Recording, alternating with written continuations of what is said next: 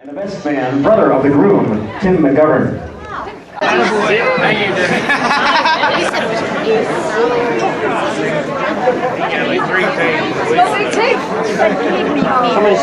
wanted to thank everybody for coming. Thanks, Father Mark, for a great job today. You can sit there, Uncle Larry. This is Katie's. And thanks, Frank and Abby, for having such a beautiful day. You did a great job with the weather today. I want to thank you for giving me the opportunity to be the best man. But as the best man, it's my job to give Frank the most uncomfortable 5 minutes of his life. And for the record, the most uncomfortable 5 minutes of Abby's life will come a little later this evening, courtesy of Frank.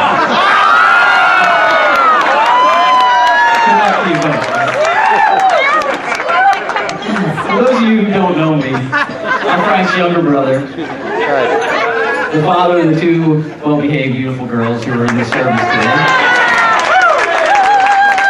I appreciate if everyone could call me by my formal name today. My name is What Would You Like to Drink? And anytime you're running into me, especially if we're close to the bar, I appreciate if you use my full name. As best man, one of my responsibilities is to make sure Frank gets a good night's sleep the night before the wedding. And I can tell you all that Frank slept like a baby last night. He cried out for his mommy every 2 hours. You know, it hasn't been easy growing up in the footsteps of a competitive, successful older brother. He's faster, he's stronger, maybe even smarter. But I've learned a lot from him. You know, not always from his success, but a lot of times from his failures. The first thing I think of is his fashion sense. It just took me, it was just a couple of years ago where I finally realized that he's really not colorblind. But I've always defended him. I've always said that, you know, he wears some pretty crazy clothes for a guy still trying to live as a heterosexual.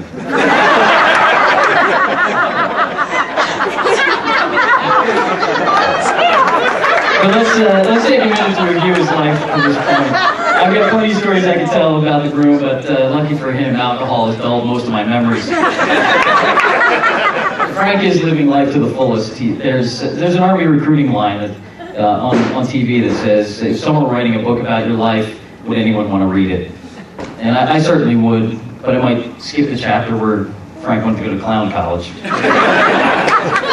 That's seriously not a joke. I remember that. Frank's always been driven to accomplish great things, and it's inspiring to review. He's a lawyer with 2 master's degrees, you know, classic overachiever. He's traveled to the corners of the earth. You name the wonder of the world, and he's got a picture of himself standing in front of it. Most of the time, he's wearing the same shirt. He's been a competitive runner most of his life. He owned the records to break at Widener, competed in multiple marathons, even an Ironman. Not to mention the Eco Challenge in Alaska and New Zealand. It's amazing athletic feat. I think he must have run out of ordinary ideas, so he turned to the Army for inspiration. And he's competed in multiple military pentathlons with the CIOR, which have also taken him around the globe. Need a tissue? When he left to defend our country in Iraq, it was a tough time for us all. Mom went to church every day. When he came home safe this time last year, we were so excited and relieved. We thought maybe now he'll take a break and just relax. No chance. Tough guy needs to go to airborne school, learn how to jump out of airplanes. You tell me why a lawyer at a title company needs skydiving skills. Or whether you look at Frank as a student, an athlete, a patriot, or a romantic. Oh, sorry, I meant to scratch that one. Frank's not all that romantic. The song he suggested for their first dance was AC/DC's Highway to Hell. But I personally had an opportunity to share a few adventures with Frank, whether we were kids in Stone Harbor with our cousin Larry, bungee jumping in Stockholm, whitewater rafting in the Swiss Alps. He's a great travel partner, honest and respectful. That's until you introduce any kind of alcohol. I have fond memories of our trip through the French countryside, lost and cloudy, of course, after a wine tasting tour. How about exploring the off-the-beaten path wonders of Budapest at 4 a.m., lost and drunk again? Remember the time you left me with your backpack on the train to Vienna? Yeah, you're starting to see a pattern here. Frank's kind of related. But, you know, I think Frank has also had an interesting preference for the natural surroundings when he needs to use the toilet while we traveled, and no matter what historical treasure was just steps away. And I could go on, but I'll digress for a moment. But the first time I met Abby was four years ago on Valentine's Day. Frank was taking her on one of his romantic dates, the polar bear swim in Stone Harbor. Nothing says romance like icy cold water at the beach in February. Abby, you are very, very lucky. We all had high hopes for the couple, and we hoped that things would work out. And one day Frank bent down to tie his shoe, Abby jumped to conclusions, and here we are today.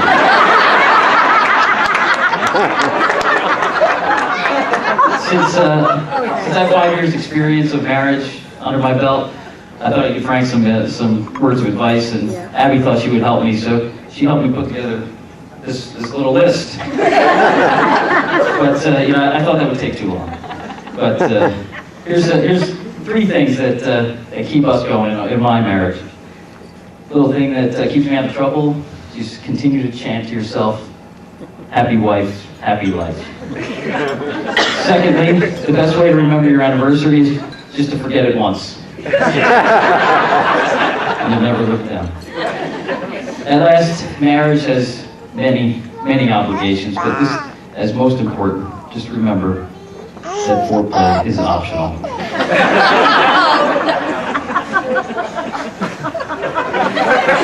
And Abby, please keep in mind that men are like fine wines. They start out as tender little grapes. And it's your job to stomp them and crush them until they're mature enough so you have something to have dinner with. But on the other hand, women are also like fine wines. They start out fresh and fruit, intoxicating to the mind. Then with age, they become full-bodied and sour. They give you a headache. But Frank and Abby, seriously, are very much in love, and anyone can understand that you don't marry someone just because you can live with them. You marry someone because you can't live without them. So I'd like to raise our glasses, stand up this time, for a toast. Frank and Abby, may the saddest day of your future be no worse than the happiest day of your past. Cheers and good luck. I love you. Cheers. Cheers.